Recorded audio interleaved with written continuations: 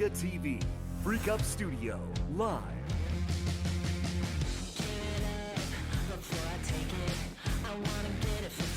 And we are back, and we are ready to now continue our TVZ marathon. Not continue, start our TVZ marathon. We just wrapped up what was such a fast Terran versus Terran. I barely feel like I'm even warmed up for the show, man. That was like half an hour, and it wasn't even a 3-0, it was a 3-1. 3-1.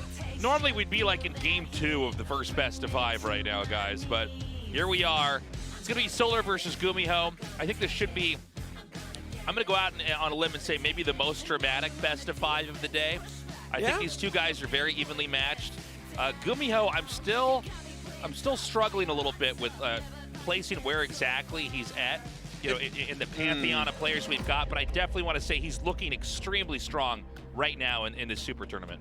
Yeah, I agree with you completely, but Solar at the same time, you can never really count him out, especially in tournament matches like this. I think this is I might eat my words again, as we've done many times here in Super Tournament, but I think there's a potential for this one to like go the distance and we get a 3-2. Sure. Finally, we haven't had a game 5 yet, if I'm not mistaken. No, we have not had a game 5 yet in this entire tournament. It's been oddly one-sided.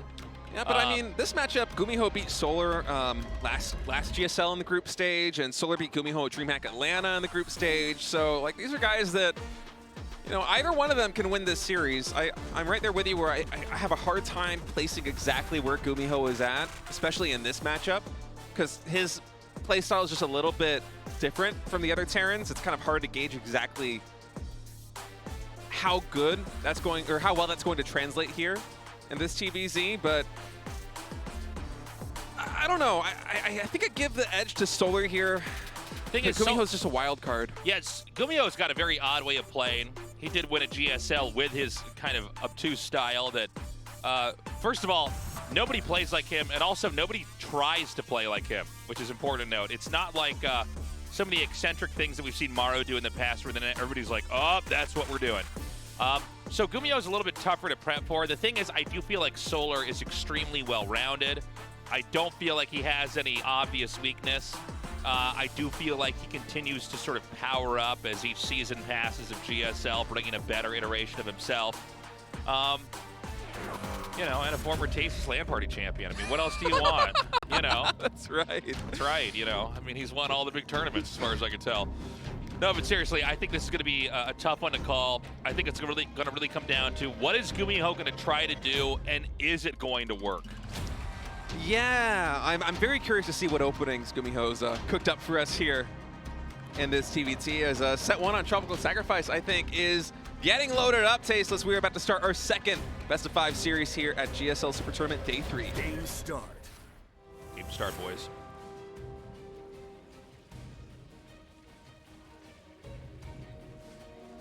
Serve. Solar.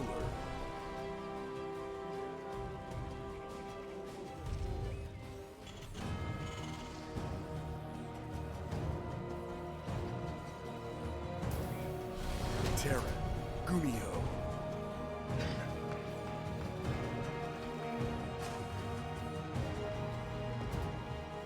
GuMiho talking to himself a little bit.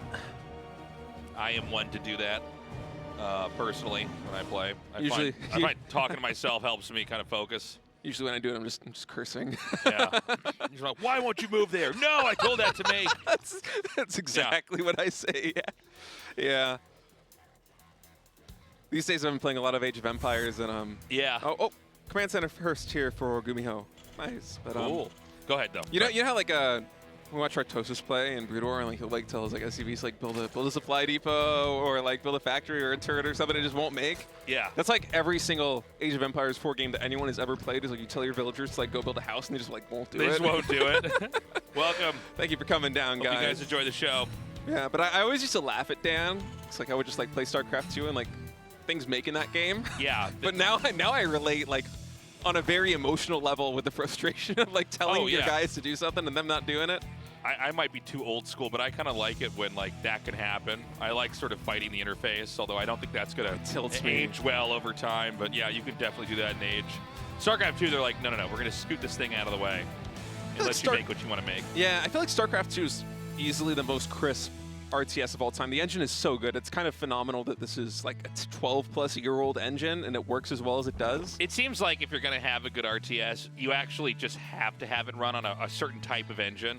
I think the issue with just in general a lot of RTS games out there is that they have a cool idea, but it's not, I don't know how to explain this very elegantly, it's not played on the right board. You know what I mean? Like this map that we're on, the pieces don't move correctly. And then therefore you can't have the kind of interesting fights or interfacing that you would otherwise have.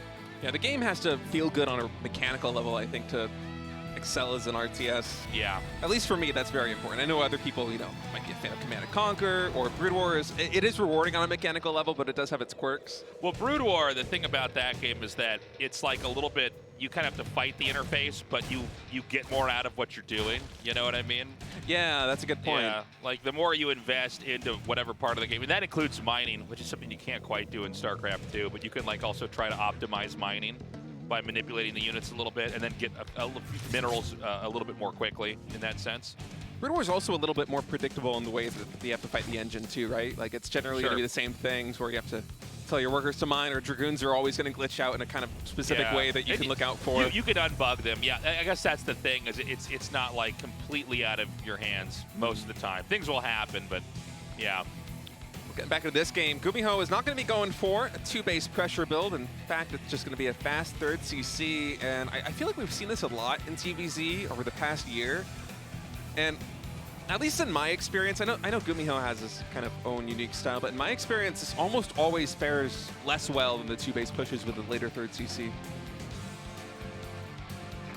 Yeah, I'm kind of curious about stuff like this. It does seem like quick command center first has sort of now taken its own crazy route and is now this whole other thing. I kind of thought we were just going to see more and more of the 2-base timing. So I think what we didn't end up seeing in the GSLs that we casted out here, but certainly has happened in like the countless games that are played online and in other tournaments, is that basically Zergs know how to handle the 2-base timing push.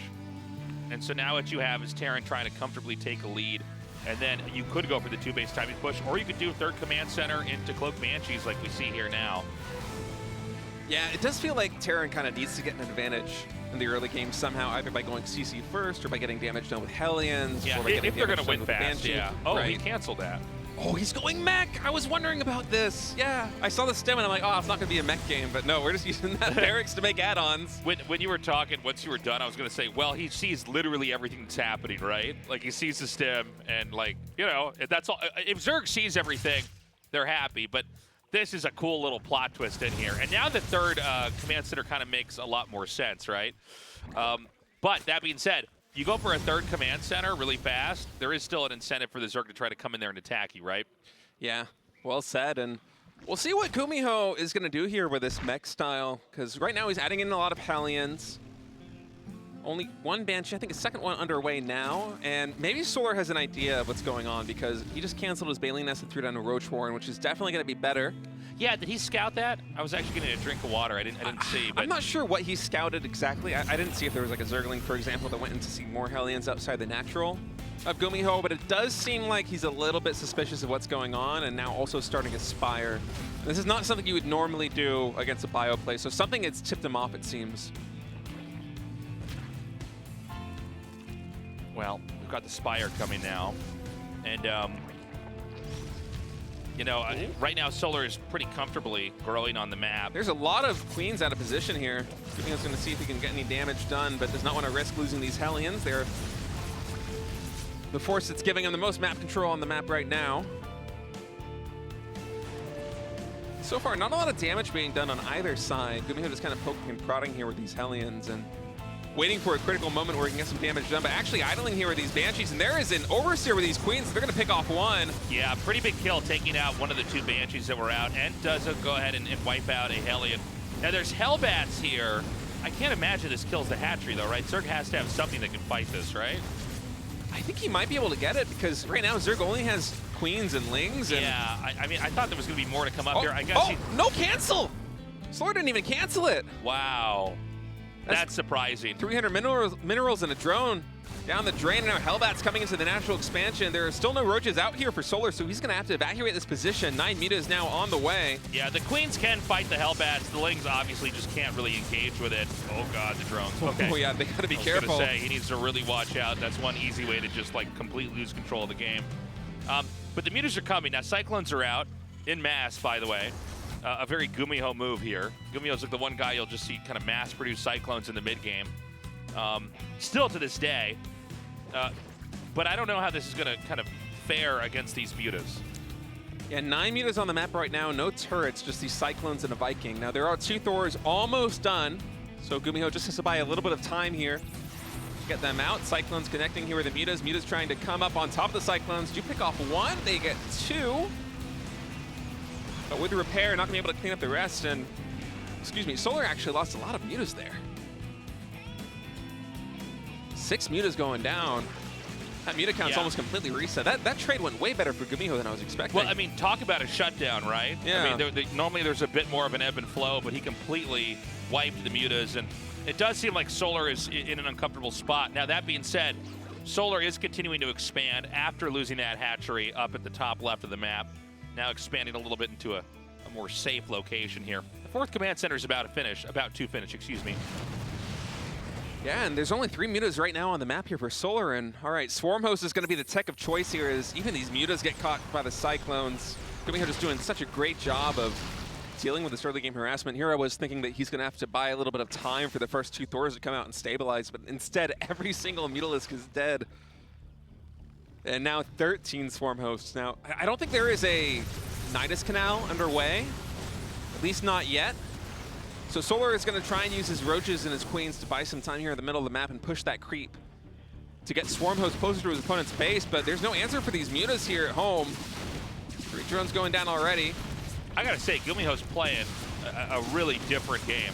This is not Banshee speed. This is kind of crazy, but the Swarm Host, you know, this is sometimes the Achilles heel of mech play, right? It's the one. Oh, he's gonna get. Oh, hold on. Oh, it's so close. Transfuse is coming in. Yeah, okay, so that's big. Oh, man. That would have been a huge kill if he was able to pick off the Evolution Chamber. Especially with how this game is about to pick up here.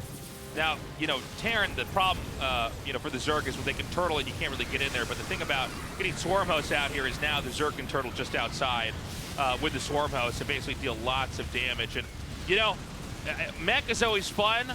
And I want to, like, take a beer and pour it out for Artosis, who's not here anymore, as he's a big fan of mech.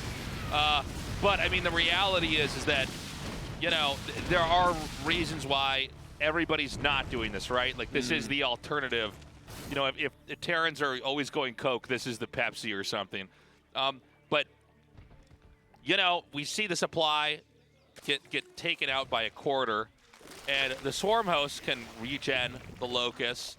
The Zerg can refill its own supply, and we sort of get this rinse and repeat until you basically sand it down the Terran's position. There's just not a lot in here. And, you know, I don't see how Terran now gets out of this position here. Yeah, now that GuMiho has some Siege Tanks and Banshees back at home, he might be able to stabilize, but that first attack with the Swarm Host Locusts got so much damage in. The Cyclones were taken out.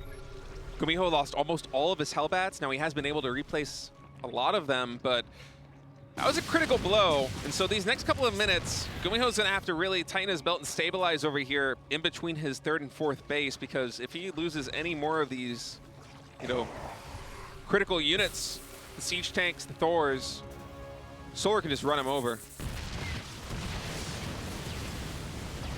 Okay, so again, a little bit of a kind of fractured attack. I don't know if. Where are these Queens There must going? be this misclick going on because the Queens are up there, the Roaches were down there, and then the Swarm Hosts. I do feel like there's definitely something to trying to hit a couple locations, but I do think there's more to trying to just kind of clobber the Terran in one spot. There's basically 3 locations you can attack into and a secret location at 12 o'clock Zerg doesn't know about, but you want to find the weakest of those 3 and then hit and try to basically push them off of that spot and then go back. And behind this, obviously, keep expanding, keep growing. Confirmation, by the way, that that is a hidden spot. Yeah, and Greater Spire is going to be the choice here for Solar, so... And so we're going to see tension build up even more in this kind of swarm host position now with Broodlings coming in here. Yeah, GuMiho is completely out of position over here. No tank sieged up to defend this third base, so he's going to have to lift the command center, and those SCVs running to the 12 o'clock might tip off Solar. There is an additional base. If that isn't, this retreat definitely is, as GuMiho going to take a lot of damage here, but keep in mind, he does have 84 workers, so although he's lost 10 SCVs, a lot of that supply that he's had so far has been in workers, and his economy is going to be pretty healthy despite losing all these miners. And now Hellbat's coming into the main base of Solar as well. We'll see if he's able to get any damage done. In the meantime, these Banshees actually get a handful of Swarm Hosts, so you know, GuMiho was caught a bit out of position there with the siege tanks, but at the end of the day, I think that's not the worst trade. So, I mean, Terran's taking quite a beating here, but he is sort of getting back on his feet after each attack in here. The problem long term is that Zerg is trading very favorably. Zerg is also starting to bank up a pretty crazy, you know, war chest here. And there are going to be, I'm sorry, there were going to be Broodlords in this game. Am I wrong? Okay, the Corruptors are out here. We saw the Greater Spire. So everything about that telegraphs Broodlords are going to be here eventually. Yep, Solar pushing up yet again here at the 12 o'clock position, and although GuMiho isn't really at risk of dying right now, as you said, these trades for Solar have been fantastic, as his supply just doesn't really dip below max. As soon as he loses units, he replenishes them, and he's even got a 4K, almost 4K resource bank on top of that. And these Roaches, these Ravagers, they're quite expendable. Locusts come in, they pick off Thors and Siege Tanks as well, as GuMiho in a bit of a tight spot now. I think he might have overextended just a bit trying to defend that 12 o'clock position after it got found out. So the dilemma for Terran is that, you know, Zerg, and again, Zerg doesn't have the whole map, but Zerg has a lot.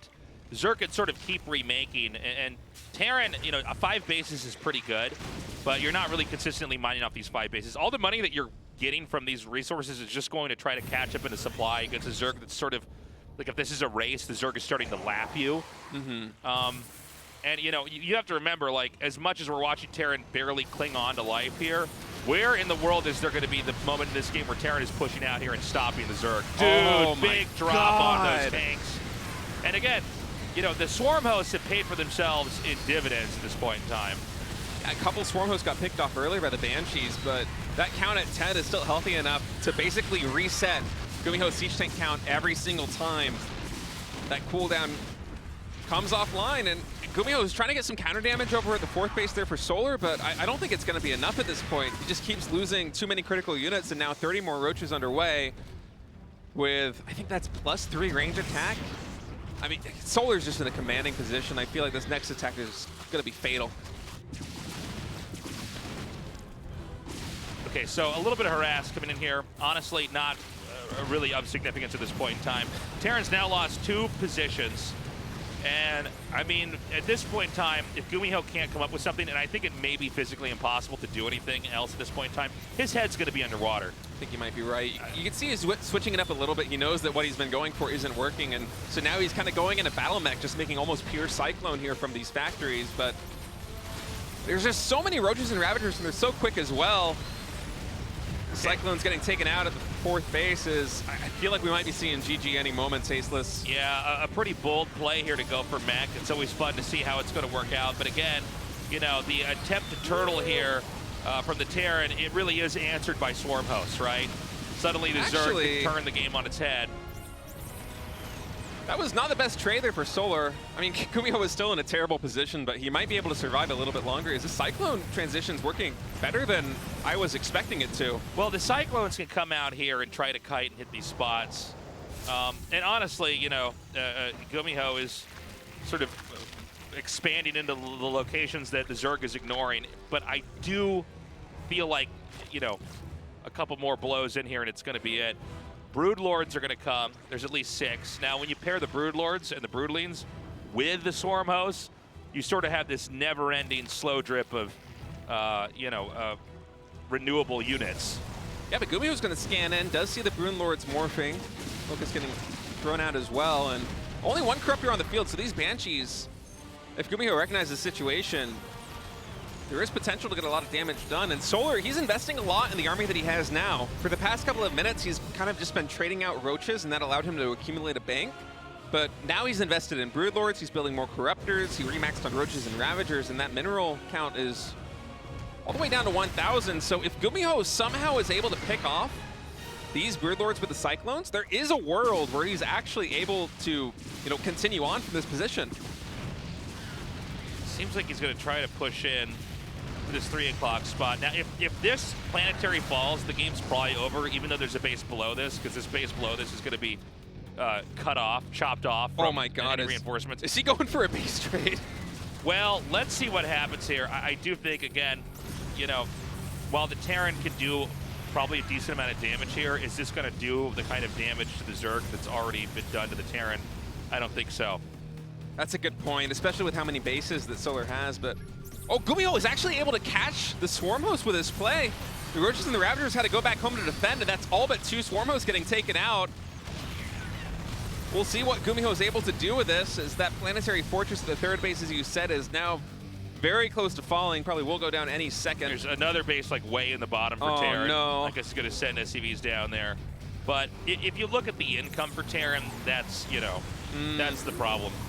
I guess I want to live in a world where GuMiho is somehow able to like claw his way back from what seemed like a completely unwinnable position. And to his credit, he's doing a great job here with these Cyclones and Hellions. He's getting so much value, and Solar, after investing so much army supply into those Broodlords at the front, he doesn't really have the free space to make enough units to deal with this battle mech army. It seems like whenever a Zerg goes for Broodlords, there's always an opportunity for the opposing race to come out with something else. The Thor's coming in here now, also getting the Broodlords. GuMiho's making this work, man. I mean, he's hanging on by a thread, but he's fighting back. He is definitely fighting back. When you see a bunch of Broodlords made, that means that there's going to be a moment where the Zerg doesn't have the mobility to stop something that's more mobile that's going to run around, whether that's like Cyclones or Stalkers or Medivacs and Marines. But, I just don't see how the Terran can really get back on his feet. This mech army, it is going to thin out. There's spines, slowly chipping away at this. Some Roaches are going to come in here. And eventually, it's going to be Terran even lower in supply. Uh-oh. And this time without anyway. In fact, he can box this in, I believe. There's more Roaches down. Yeah, there is. So, yeah. Roaches on the left side able to box in a couple of those Cyclones as 2 more fall. Now Corruptors coming in for the command center on the bottom as well, as we might see GuMiho finally bleeding out here, but man, he really gave Solar a run from his money from a position where I thought he might be tapping out at any moment. He's able to fight his way back. Just that Zerg economy was so powerful that despite the favorable trades GuMiho was able to take, looks like Solar will finally be able to close this one out. Roaches and Ravagers now coming in. Let's see if this is going to be enough. This should be the end of the game here. I think it's over, man. Yeah, GG, Solar. Honestly, GuMiho had, I think, a really fun build. But as much as a build can be cool and kind of surprising and frankly just totally different, where does that build bring you? Yeah. And it's kind of telling, I think, that he did that for the first build. Are we going to see more mech from GuMiho, I wonder? I wouldn't be surprised if we did, because that game, I feel like a lot of it goes back to the very first attack with the Swarm Host, where Solar was able to kill a lot of the Cyclones. I think he might have even gotten Siege Tanks too, if they were out at that point. And from there, GuMiho, his defense was always going to be very difficult to manage no matter what. But after you lose those key units in the very first engagement, it's kind of a snowball effect there for the Zerg's favor. So sure. If GuMiho is able to potentially recognize that the Swarm Hosts are going to be coming out faster, or have a more defensive setup and then not overextend to the 12 o'clock position as he did in the previous game, I think there's a world where he can make something happen with mech. It's just, it's so hard to pull off. Yeah, no, it's a challenge for sure. Well, we're going to go now into game number 2 here. Solar looking very strong, GuMiho with a different style, but that's GuMiho for you. The question is, what is GuMiho going to do now as we go into game number 2? Game start.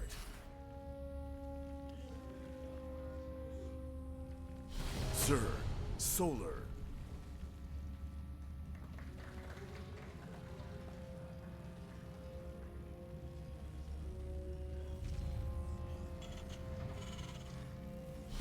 Terran, GuMiho.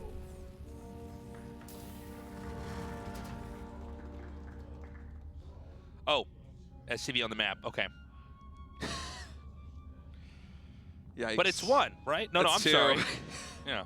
The Overlord might spot this. What? I think it's going to be barely Hold out on. of vision. Oh! Oh, he sees the barracks. Oh! That is some This is clutch literally Overlord scouting. This is literally the worst possible way it could go down because he doesn't see the S. Oh no, he sees the Overlord. Okay, he sees the I was Overlord. going to say so. sometimes you can get it to like where the Overlord's on the high ground and the SV doesn't see it. Now I have to imagine GuMiho saw that. He knows. He knows that he's been found out, and a third SCB coming out as well. Solar is going to pull 3 drones to fight with this. So there's a third SCV coming. I don't know if this is going to be a 3 racks or not. I feel like even if that was originally the plan, you can't really do it anymore because you have to battle here, you know? So, that first... Oh! SCV goes down. Drogon's down as well. Drogon. This is bad. GG. All right. Oh my well, God. GuMiho says, you think 126. Maru versus ByuN is fast? Hold my beer. Huh? How about less, what was that, less than 2 minutes? I didn't. That was a minute and I think like 13 seconds or something. Wow. That was quick. Maybe I'm wrong with the number, but yeah, that was definitely less than 2 minutes. That was something else, man. I thought that maybe he would be able to work and get 1 barracks up there, but Solar just instantly recognizes he can pull 3 drones. And that's a very fast 2-0. I mean, game 1 was kind of a slugfest. That one went the distance, and then game 2, it's, Dude, oh my God. I'm I kind of don't in know. disbelief with how fast these games have been going. I don't know what it is with this GSL Super Tournament, man. I just can't believe. What is there to say? Yeah, I mean, I don't know what else to say. You know, it's important you hide those barracks very well. Zergs, of course, are always trying to kind of be 1 step ahead of the meta on that. Sorry, guys, we don't even have any time. Even this in between the games is fast. Waterfall. Game start. My goodness. I can't believe. Solar. Now, here's something worth noting: is that is a humiliating way to lose a game in a professional stage match for GuMiho. I don't think it is, honestly. He got spotted out there with the Overlord, and from there, it's... I mean, Solar's reaction was perfect. It's not like GuMiho really failed in any way, you know? It's just he got found out. No, but I mean, game 1, he's just kind of entombed in his base with, Broodlords. He's like, all right, we're going to try to really mix it up. Now we're going to go aggro. Now I'm going to try to close in on your hatch. It's spotted. And instead of pulling out, he saw the Overlord with the second SCV, you have a choice. You can either do what he did, which on paper the Zerg should win, and that's what happened, or you pull out and try to play another game, right? He committed to it, backfired, short game. We could not be closer to the finish line right now for Solar. I'm not saying GuMiho can't recover, but like this has been a pretty rough day. Yeah. Gonna be pool first here for Solar. Hatchery follow-up as well, and Gas too. So maybe we'll see Solar mixing it up with a little bit of aggression now that he has a 2-map advantage and GuMiho's on match point. And what does GuMiho want to go for? That's what I'm really wondering. Because GuMiho, again, he's got a different way of playing. It has allowed him to become on top of the world, winning a GSL. But for whatever reason, other players in Korea and outside Korea don't seem to really emulate it like they do with Maru, or they did with TY. It's just so difficult to emulate, Or they will with Bunny as he looks better and better. Yeah, he's got a very different way of looking at the game, and I think players like GuMiho are really valuable because of that reason, because when you see somebody who really does sort of approach the game from another angle, they offer a lot to how we can kind of understand the game overall. But, right now it's not working. No, not so far in this series. We've said it before in games where we saw mech, where it's kind of like you play the style, and on paper, if you do everything perfectly, you should have the ultimate composition. Yes. It should be the best way to play. But the reality is, chaos is always going to happen in a professional StarCraft 2 game. Chaos is always going to happen. It's inevitable. It's like I want to get that tattooed on my back. It's like the heat death of the universe, man. Like, entropy will win. Yes.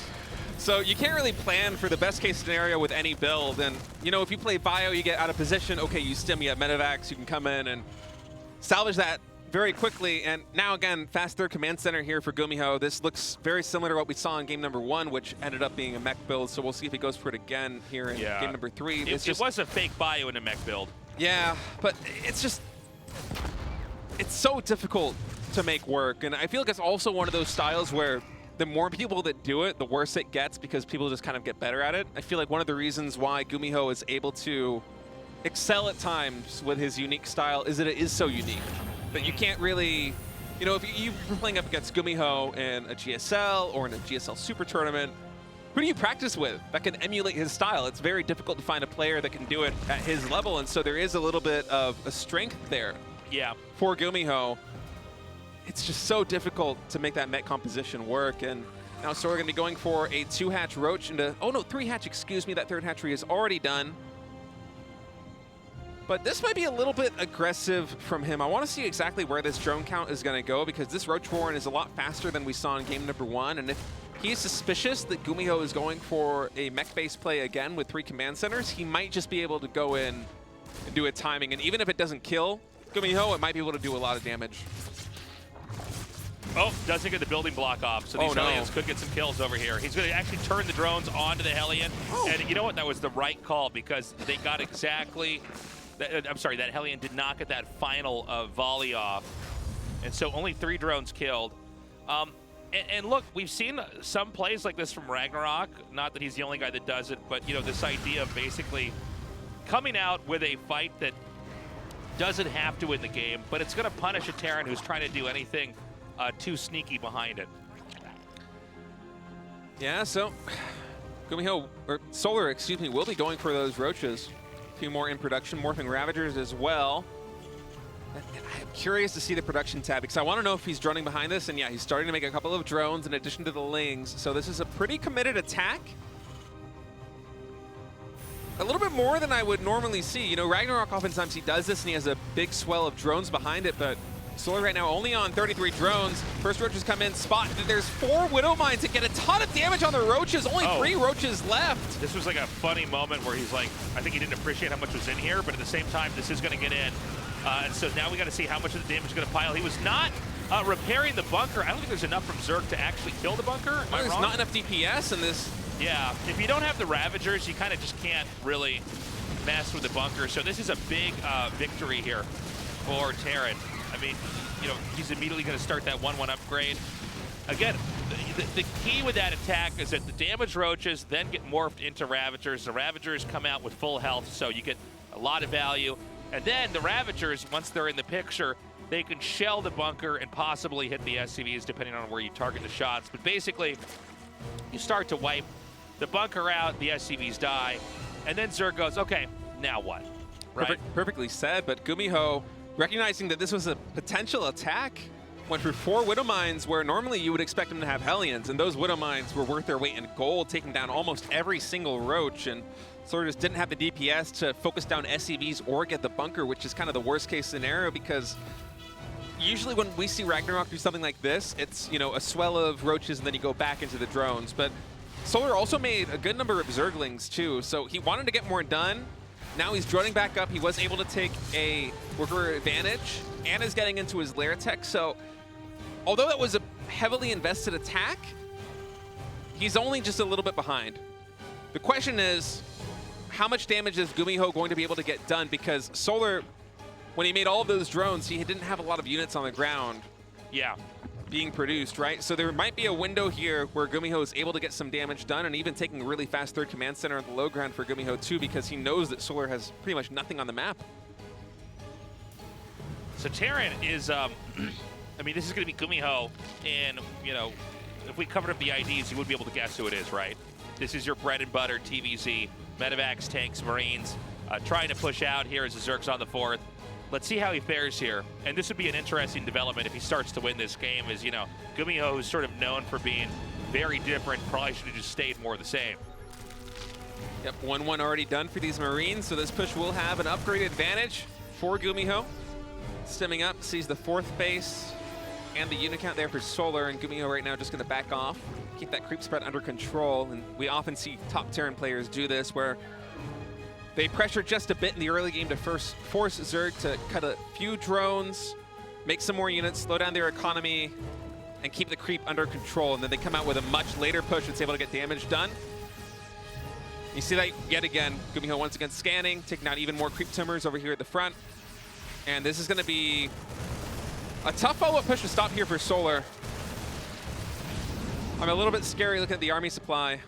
71 to 54 right now, and GuMiho looks like he wants to hit this 4th base.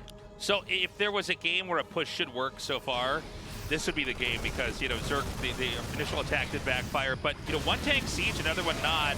I think these are a little bit too isolated from each other. I think GuMiho just bungled this attack. Yeah, losing one siege tank's a little bit painful there. There's moments where you want to have a couple parts of the army fractured, but the big element that really allows you to kind of sustain is the number of tanks that are here. So one tank was already picked off. That's going to leave us with another 2 and probably a 3rd in the mail headed south. But there's going to be Banelings finishing shortly here. There's already plenty out for now, but it looks like he may be able to hit both positions, clear both tanks. That 3rd tank does come into play as more Banes hatch. Yeah, Solar doing a good job of cleaning up the siege tanks in every single one of these pushes, but the worrying thing for me right now is this bio count. The Marine count's getting very high. There's only a handful of Banelings here on the map, so Solar's going to need some good connections. Actually pushing a lot off of creep. That will cost him just a bit, but once again, with the Ravagers, able to take down the siege tank. Yeah, the tanks are always a target. You push in, you find the isolated tank. 3 Ravagers are going to assassinate the tank. And at this point in time, there's enough on the ground here that literally it's like the floor is lava. You know, he has to pick up, he can't touch anywhere. And this sort of just naturally parlays into a poke into the base over here. It looks like he whiffs that shot on the tank a few pixels below where it needed to be. A nice dodge of those bios there by GuMiho. And the army supply is still at the advantage of GuMiho. And keep in mind, we often see fights like this happen where Terran is kind of getting whittled away a little bit by the Zerg, but their production is just straight up better. And so for Solar, he's really going to need this next round of Banelings to come in and get good connections as he once again comes off. There's no creep here, so he has to immediately retreat back. He's not able to connect with the Banelings onto that bio ball, and now we have so many Marines out here for GuMiho that I'm not sure exactly how this next fight is going to go. It's kind of awkward because there is only that one siege tank.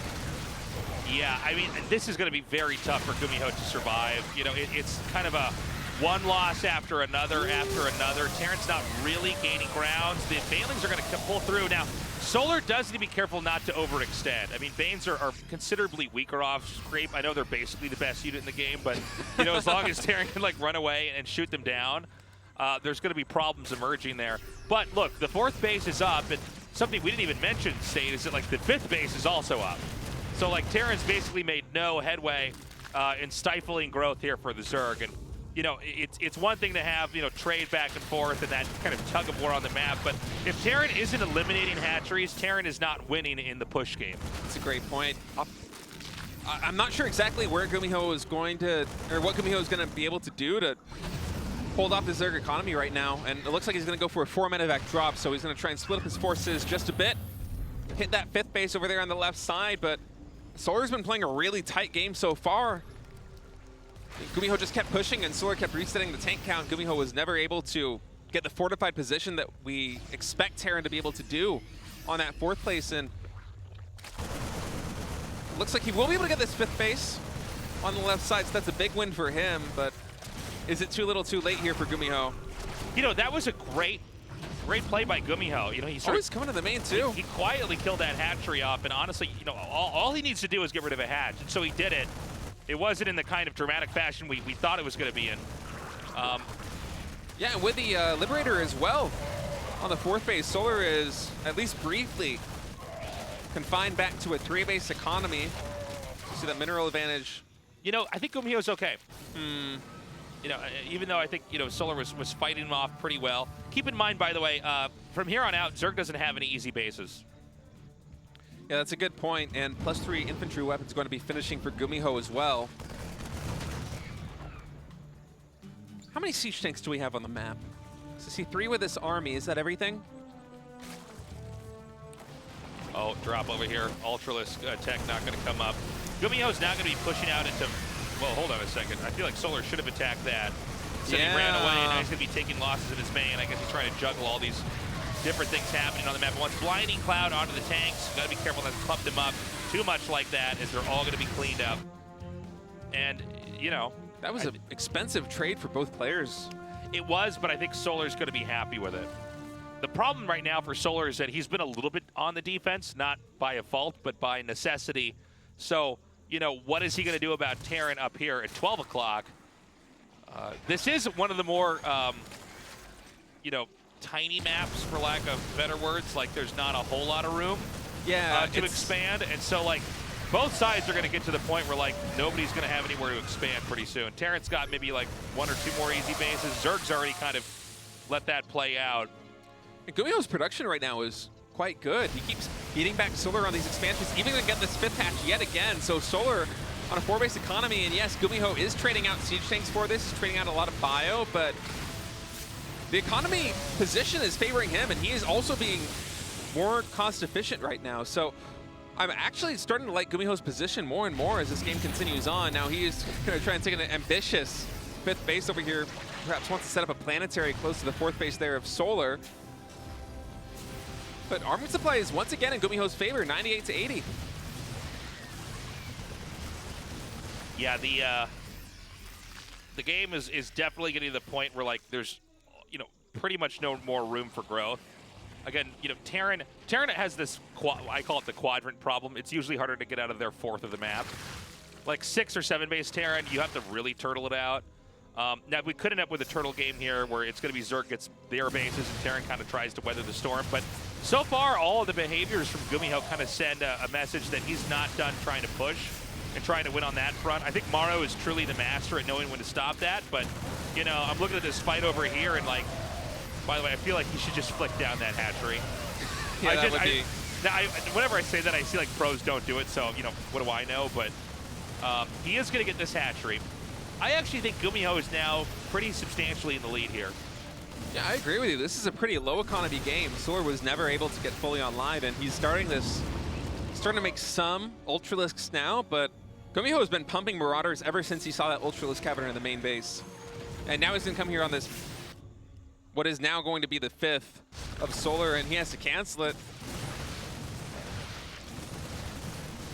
You know, it was scary for GuMiho for a long time in this game, but it feels like he's just able to trade out enough. And he's been keeping the creep spread under control in a really commanding way. Oftentimes in games like this, we'll see the Zerg able to extend the creep away as the Terran is focusing on one base. But in this game, Solar was not able to do that. Micro here. Yeah. Wow. GG. GuMiho does it. And GuMiho able to grind it out. That was scary there for a moment when the first push failed, but in case you guys are wondering why that ended like that, because I think a lot of other maps would have gone on for longer. I think there's just no more room for growth here for Solar. Solar really had to kind of stay back and defend, and GuMiho just kept the pressure on. I was mentioning earlier, maybe like GuMiho wants to stop and turtle and go to Ghosts. No, he didn't need to. I was totally wrong. Just close it out, just suffocate Solar, and take the game. And you know, it's funny. You watch best of 5s like this, and the players' play styles come out, and you know what they choose to discard as the series goes on. GuMiho, with basically the most standard of play, managed to beat Solar, and the only win so far in the series. Yeah, and on that map, it does seem to favor his style a little bit more, going for bio. It is very tough for Zerg to take a 5th base. So now going on a Moon Dance, let's see if GuMiho's going to go back for mech or if he's going to try and stick with more bread and butter TBZ. All right, guys, Moon Dance, game 4, let's go. Game start.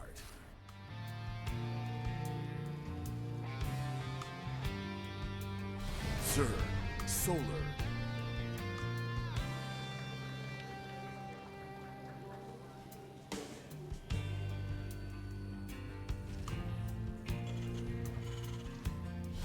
Terran, GuMiho.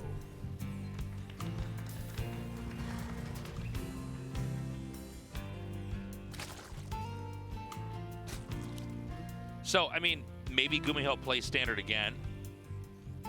I think we might see it. You know, let's do a deep dive into that last game. I think some of that loss can be attributed to the backfiring of the rush from Solar early on. I feel like most of it goes back to that. You said it when GuMiho was pushing, that this is kind of, if the push doesn't work in this situation, when is it really going to work? Because Solar invested so much in that first attack. All of his roaches got cleaned up for effectively just Widow Mines. And generally in that stage in the game, Zerg is going to want to have a much more powerful economy, but instead Solar, he had to quickly get up to lair tech. He had to forego making any units to catch up on drones with a Terran player. And then once he took that 4th base, GuMiho had already expanded towards it, so the rush distance between the Terran and the Zerg was quite close, but Solar did a great job of continuously engaging and taking down the siege tanks. And in a normal game, I feel like that's a position where Zerg loses, just straight up to the push. So it was scary because GuMiho, you know, it's supposed to be a killing blow, this push. It should be able to take down the 4th base. You should be able to continue on from that and snowball and push onto the 3rd base even, given the advantage you had early. Instead, it got kind of grindy. GuMiho had to stick with Marine Marauder. He had to go and contain the Zerg, not let him take a 5th base to eventually whittle away the Zerg economy and win that game. And for me, considering the way the early game went, that's a little bit concerning because I don't think GuMiho is going to get that kind of early game advantage again in this series unless Solar really messes up. And this cute little move here, he might actually get the SCV. Yeah, this, is the CC gonna, no, I'm This sorry. is really bad for GuMiho, man. Yeah, well, this is a pretty cool move here because, you know, when you're bold enough to put the command center on the low ground, suddenly you get punished for it, right? And not finishing this, it also blocks supply. Oh, look at all these SCVs being pulled. Only one Marine at home, the Reaper only halfway across the map back, and this isn't game ending. GuMiho will be able to stabilize and take this base, but Solar got more than his money's worth here with these 3 batches of Lings. Gets a Marine, delays the command center, has a bunch of idle time. And GuMiho behind this, he wanted to go 4 CC or 3 CC, excuse me, by the look of things. He's at 400 minerals now. He could still go for it. Oh, perhaps not. Starting a Hellion and a Starport straight away. He may have actually planned to do it and then just ditches it. Yeah, or maybe his economy's just a little bit thrown off by having to pull those SCVs, so he floats. But Yeah, exactly. Like he has that moment, he goes, I don't want to try to, you know, get greedier right now. In any case, though, this is a little bit off the rails for him. You don't really want to have a start like this. Is, you know, now going to try and come into the main base, see what he can see, but Queen pushing him back. And yeah, going back to the last game, GuMiho was eventually able to win it out, but the fact that we were scared for his position just a little bit there in the mid game after he had such a good start, it is concerning for me if GuMiho decides to go bio once again, you know? Yeah. So, kind of a fun opener to start this off. It is going to be, it looks like, at least with the SCV there, probably a 3rd base. The one feature of this map is that you do have I guess in Korean they call it literally the backyard base, like the backyard of your house. When I first moved out here, I worked for a show called Esports. It was on a TV station called Arirang. Yeah, I know. Yeah, they put a lot of thought in naming that show. And we would do recordings of old, like really old StarCraft and Warcraft 3 games, and occasionally they'd have this script they'd give me. And I remember they'd have the backyard base, and I would just read it and be like, I don't know what's going on. This is more like some casting, but some voice acting. But I don't know. Do we have a term for this base when it's free in the back? I kind of say free base. Pocket base? Pocket. Okay. I don't know. Maybe other players have another term for it, but backyard is an interesting one. We don't have a universal term for it, is what I'm saying. But basically, on this map, you get this base in the back. Oh, the Evo Chamber doesn't help. No, Evo Chamber not able to block these Hellions. This front yard base. Front yard base, yeah, and it's a little bit of disarray, but the Queen's coming in. He's going to mow the lawn in his backyard base. Now the Hellions in the backyard are a little bit trapped. They can't really get out of there. GuMiho knockout off to try and save them. Instead, going to come over here into the front yard base. The 3rd here for Solar is that. Medevac now on 6 HP. We'll see if Solar is able to take it out, and I think he is, as that's a nice engagement for him. But Tazes, we do have a battle cruiser on the way here for GuMiho. GuMiho really kind of going for everything right now. He's going to be trying to get. I think that actually Zerg messed up. How so? He didn't see the Hellions. Well, I think he knows. There was only one medevac that came out. It went into the main base. It got cleaned up. He just didn't want to have the. I think he just didn't want to have the Queens, you know, idle, like walking all the way back. Yeah, there. no. Okay, I was wrong. You're right. I thought that like he just missed it. Like somehow he didn't see it. He thought, oh, it's fine. Now, I think the only world where those Hellions get out is if GuMiho somehow made like a second medevac instead of making a Viking or instead of making a Banshee. And well, did Solar spot the fusion? No, he did not. No. So he might think this is Banshee, but I mean, it doesn't really matter. He knows now. Yeah, he certainly does. Now GuMiho going to come into the main base. He might be able to get this first Queen. There is a Sport Crawler. And it looks like it will just be, I was going to say it might just be one battle cruiser, but GuMiho immediately fires up a second one. And yeah, he does get that first Queen, so this is, you know, one of these styles where, you know, the Zerg is going to just get so much damage. dealt to him. You know, you're going to have to be able to absorb that damage and try to recover. It can be frustrating to play against. And GuMiho, by the way, just continuing with a really wide range of styles to come into this. And you want to keep bringing battle cruisers out over and over. Seeing Yamato cannon be upgraded only indicates we're going to have more come here in a little bit. GuMiho getting a little bit of damage there on the 4th base of Solar. We'll see if he's able to catch some of these queens moving off creep. They can't transfuse! That queen also going down almost. I think that's 2 or 3 queens down in total. And the push is going to come with this. So the idea is that you sort of increment out the battle cruisers and, you know, kind of damage the Zerg, bruise them in any way you can, and then you set it up with a push. Now, this is an earlier push than I was expecting. Normally, there's medevacs here. And it's much later.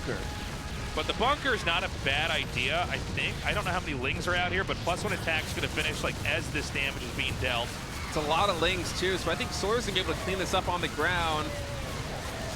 Not a bad trade here, though, for GuMiho, as the Seachinks are able to get a lot of damage in on the queen, so that will help these battle cruisers out. Those tanks lasted as long as they did. I think he was just, you know, in the most perfect defensive position over there. Kind of had all of his Marines flush up against the tanks in this kind of little nook on the map. Yeah, it was kind of hard to tell because you just see like hit point bars on the screen. But yeah, nicely done. GuMiho definitely getting a better trade there than I was expecting, and Solar continuing with the Ling bailing production right now. He might be going for a counterattack. I mean, that was a lot of lost army there for GuMiho. And centrifugal hooks, bailing speed almost done now, so we might see Solar coming in with a big attack over here on the 4th base of GuMiho. He only has a handful of Marines. All right, Solar now coming in. Bailings and Lings connecting. Keep in mind, these are upgraded Bailings and Lings. They're doing extra damage. 4 mules dropped on that base. They all get taken out in addition to 8 SCVs. As that was a great read by Solar, recognizing that GuMiho overextended just too much with that first push, and he was able to get a ton of counter damage in. You know, this game could backfire from GuMiho. I liked the battle cruisers. I liked everything that he was doing so far, and Solar's playing very well, by the way, but that push with the bunker and the tanks, it can be a little bit risky. Like, basically you try to get enough damage with the 2 battle cruisers and then almost like, you know, spring an attack on them before any Terran would rationally do so. You know, 2 tanks and a bunker. But Zerg just has enough, and you could see that when the Zerg handled it with Lings. And now the push potential's gone, and you could see earlier when those bands connected with the command centers, the defense potential was gone as well. Yeah, GuMiho overextending just a little bit. As now Corruptors are entering the field for Solar. Adding in a Hive as well. Seems like Solar is content with the amount of damage that he's done so far. And for now, just wants to tech up to meet the Terran. And Terran is really getting into a pretty healthy macro spot. So is his Zerg. I mean, we're getting to what's going to be a pretty dramatic game. The battlecruisers are going to come out here and try to look for damage. There are Corruptors hatching here. And what you do is you try to just get as much as you can. Yamato cannon down, it's 1 queen per shot, so you're gonna get at least 3 queens there. And then you just retreat, repair, and when you have the ability to warp back over there, you do it again.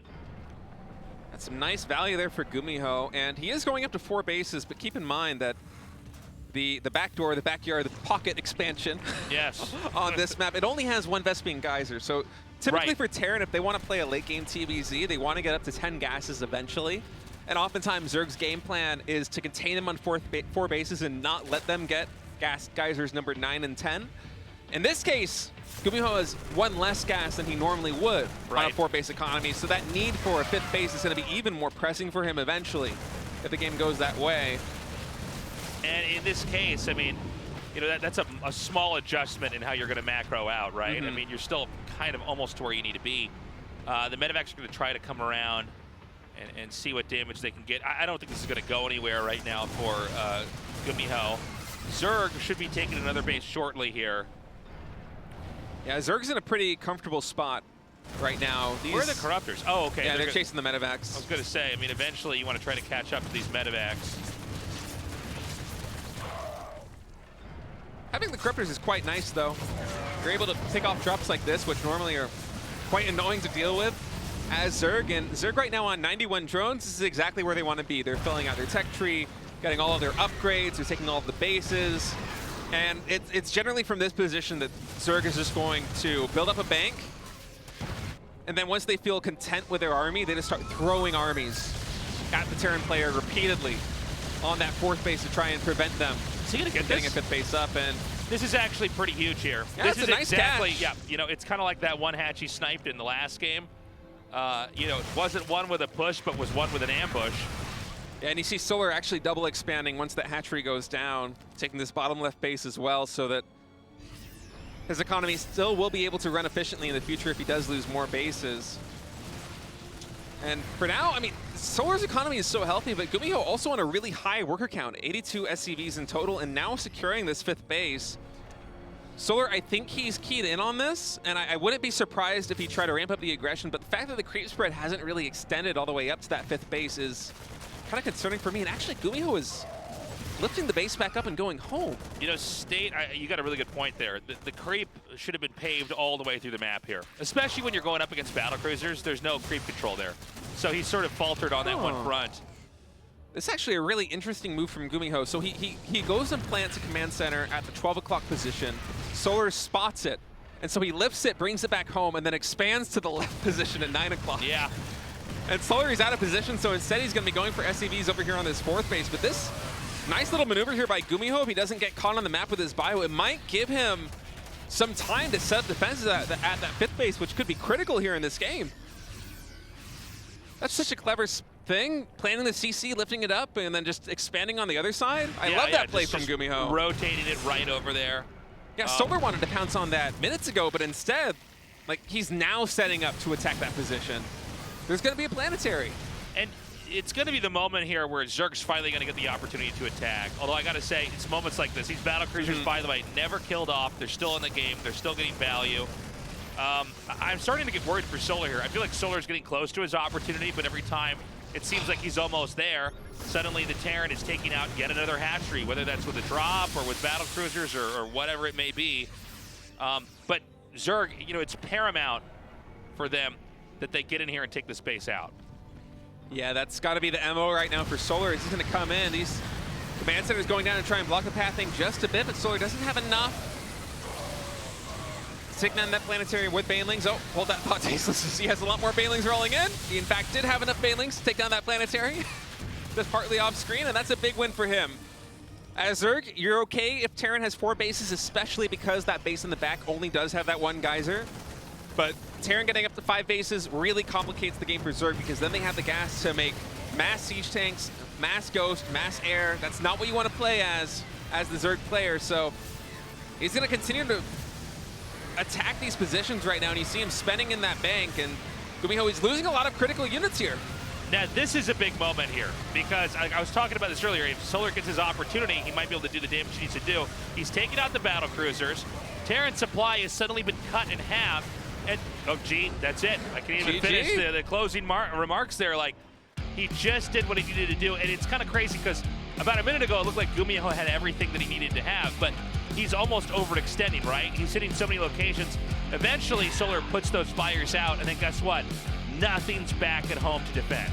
Yeah, and I think that's why things were going well for GuMiho for a little bit, is because he had those 3 battle cruisers, and he also had a high worker count. But keep in mind, high worker count, 3 battle cruisers, that's a lot of supply that's not tanks, it's not Widow Mines, it's not defenses back at home. So Solar, with a huge attack there, able to take the 3-1 win, as it looks like we're getting ready for our interview with our second round of 4 player. Yeah, let's go and see how Solar's feeling after he handily defeated GuMiho 3-1. Solar takes down GuMiho and he now advances to round of 4. Congratulations, thank you. 네, 2021년 슈퍼토너먼트 시즌 3 이후 2시즌 만에 So this is your round of 4 after 2 seasons. How do you feel, Solar? 사실 올 한해 메이저 오프라인 대회에서 제가 4강 진출이 한 번도 없었어요. Well, this year I haven't been able to make it to the round of 4 in the offline 올라가고 tournaments. 이번에 대진이도 좀 괜찮아서 And this time the bracket looks good for me. 하고 꼭 올라가고 싶었는데. So I kind of had high hopes and I was optimistic. So I'm really happy that I moved on to round of 4. 활약하지 못했을 때만 해도 사실 고병제 메카닉이 꺾기 힘들어 보였어요. So the Mutalists were not doing that much work and it felt like they were getting 잘 노려내시는 거 보면 메카닉을 destroyed by GuMiho's mech army. So what do you think was the primary reason that you won the first game? 온라인 대회에서 제가 타임 선수한테 메카닉에 좀 고전을 했었는데. I mean, the Sunday match, I was having a hard time against Time's Mech Army. And then, after that, I had a lot of feedback session. I was watching with the VODs again. And I did a lot of simulations. So the match against Time definitely helped you 그 today. 워터풀에서 경기도 올인이 막혔잖아요. So in Waterfall, your all-in strategy was blocked. 것만으로도 대단히 And it's amazing how you managed to stall out the game until the Hive tech. 아쉬움이 남으시는지. So are you a little disappointed in that game? 그러니까 그 빌드를 애초에 할 생각 0%였는데. Well, I had absolutely no intention to use that build on stage today. 사실 빌드는 좋았거든요. 근데 이제 I mean, the build itself is good. 고현주 선수가 아무래도 좀 대처를 잘하신 게 And then GuMiho was able to secure vision so early, and then he had a huge lead, and then I eventually lost the game. I mean, 3-0 was possible, but then you lost the one game. That's right. 사실 호되게 맞았었던 기억이 있거든요. 오늘 문댄스 I mean, 전술이 좀 달랐나요? in the past you were 사실 kind of taken down by the battle cruisers before, but this time you managed to 상대를 완벽하게 분석하지 못해서 overcome the strategy. 아쉬웠던 것 같고 그래도 시즌 3 끝나고 So I'm a little disappointed with how I dealt with the battle cruiser today, but I think I definitely found the strategy to counter the battle cruisers. 이전까지 4번의 4강 진출이 있었는데 So prior to the GSL SuperTournament, you had 4 chances of making it to round 4, but it was always Maru defeating you, and then you're always bogged down by him. And you probably thought that Maru was going to advance today and move on to round 4. But then an upset happened. ByuN took down Maru. So what do you think about that? I mean, Maru, ByuN was so good today. 에서는 확실히 제가 생각할 때는 In the TVZ 선수 matchup, 다음에는 무조건 현우 형인 것 같아요. 그 어떤 테란이랑 I feel like 빡센 느낌이 없어가지고 ByuN is the second best player in that 쉽지는 않을 것 matchup. 같지만 그래도 4강이 진짜 징크스거든요. So I know it's not going to be easy, but I want to kind of break the jinx in that TVZ matchup. 물러줘야 되겠다. 좀 요즘 기어오는 것 같아서. So ByuN said that he wants to punish you, Solar, in his prior interview. 좀 해주시죠. He said that. So what do you want to say to him? 좀 좋은 기회인 것 같고 누가 Well, I feel like this is a very nice opportunity for me. So let's see who wins in the round 4. So one more question for you, Solar. 선수는 제가 인터뷰를 처음으로 해봐가지고요. So I haven't conducted an interview with a player in his pajamas before. So what is this pajamas all about? 연습하거나 대회할 때 입는 옷인데 이게 I mean, this is the outfit I wear at home and in tournaments, 그래서 and it's super comfy. 진짜 편해요. It's like really, really comfy. 시선이 너무 강탈해요. I mean, the teddy bear is 편해서 getting so much attention right now. 대회에서도 좀 자주 애용하고 있습니다. I have affection. I have a special affection for these pajamas. 과연 첫 번째 슈퍼토너먼트 결승에 And let's see how Solar performs in the round of 4 and this Super Tournament. So anything else you want to say, Solar? I mean, ByuN is a very intimidating opponent. He's a very fierce opponent. It's not going to be an easy match for sure. And I hope the stars align for my victory. And once again, congratulations, Solar, for your victory. Thank you. 네, 이렇게 강민수 선수 만나봤고요. 계속해서 Thank you, 이번 Annie. 주 결승전 Excellent work as always. Gotta say, Solar looking very solid. I wonder how his match against ByuN's going to go. I do feel like what ByuN pulled off against Maru can't be replicated against Solar because it's obviously a different matchup, different parameters, just operates differently. Yeah, but ByuN just feels like he always finds a way to kill somebody. And Yeah. guys, we're going to go to a break. When we get back, So next much round for of our the fill round of time. 8. We'll be right back. Are we not going to cut to commercial? Promoting the excuse me. finals. Come to the finals. We'll be right back.